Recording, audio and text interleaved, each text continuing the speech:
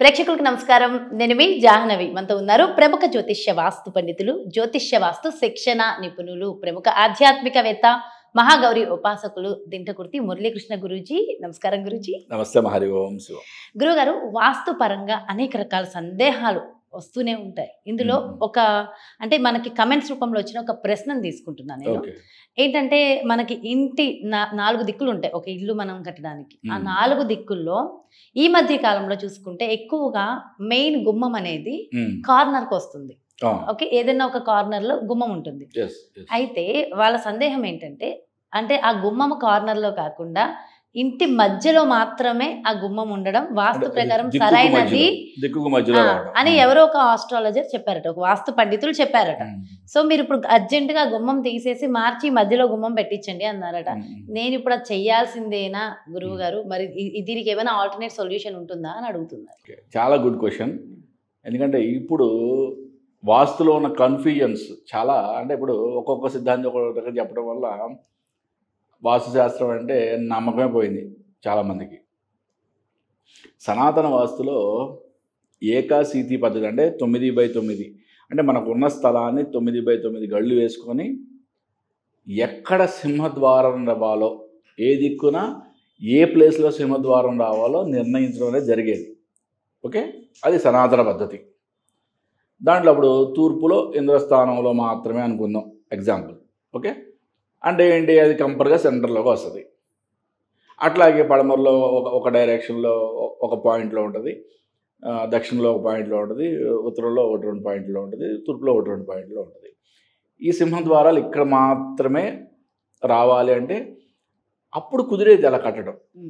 ఎందుకంటే ఒక్కొక్క ఇంటికి సుమారుగా ఒక 500-600 గజాలు ప్లేస్ ఉండి అలా పెద్ద ఇల్లు కట్టి 4 వైపులా ద్వారాలు పెట్టుకొని, ఆ ద్వారాలు కూడా శాస్త్రోక్తంగా పెట్టుకొని బ్రహ్మస్థానాన్ని ఓపెన్ చేయడం అనేది కూడా ఉండే మండువాలో ఇల్లు అని. ఓకే, ఇవాళ 100 గజాలులో ఇల్లు కట్టడానికే కింద మీద పడుతున్నారు.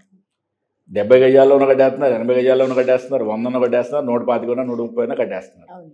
అంటే 150 గజాలు అంటే అసలు చాలా ప్రీషియస్ అయిపోయింది వాళ్ళు. 150 స్క్వేర్ యార్డ్స్ అంటే చాలా ప్రీషియస్. 200 అంటే మోస్ట్ ప్రీషియస్. అంతకు మించి కట్టేవాళ్ళు చాలా తగ్గిపోయారు.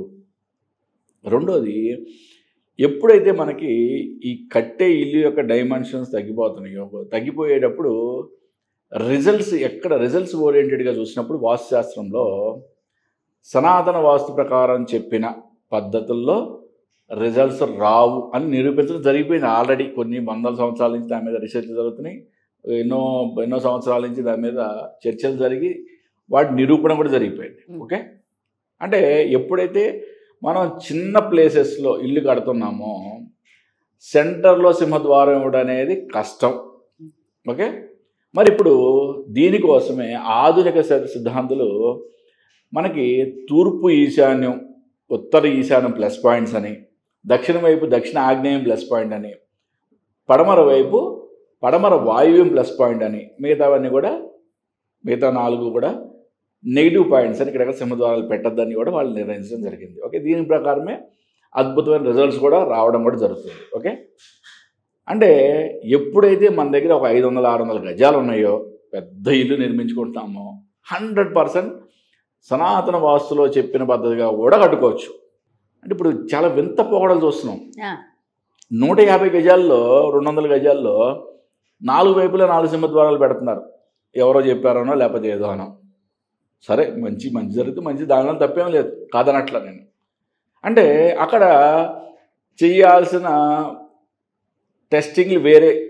అంటే ఎప్పుడైతే 100 గజాలు 200 గజాలు మనం ఇల్లు కడుతున్నామో ఆధునిక శాస్త్రం ప్రకారం మనం చాలా అద్భుతమైన రిజల్ట్స్ చూపించగలిగేటప్పుడు మళ్ళీ సనాతన వాస్తు ప్రకారం మీరు మార్పులు చేసుకున్నట్లయితే, అంటే దాని విధంగా కట్టుకున్నట్లయితే సరైన రిజల్ట్స్ వస్తున్నాయి రావాలి, అది చాలా ఇంపార్టెంట్ కదా.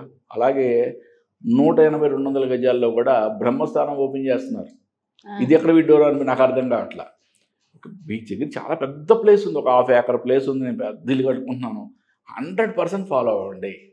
అంతేగాని 100 గజాలు 120 గజాలు 150 గజాల్లో నేను ఏదో బ్రహ్మస్థానం ఓపెన్ చేస్తాను, ఆకాశానికి వదిలేస్తాను బ్రహ్మస్థానాన్ని, నాలుగు దిక్కుల్లో 4 సింహద్వారాలు పెట్టేస్తాను, మండువాలో ఇల్లు కట్టేస్తాను అంటే దానివల్ల మీకు మంచి జరుగుతుందా లేదా అని మీరే చెక్ చేసుకోండి.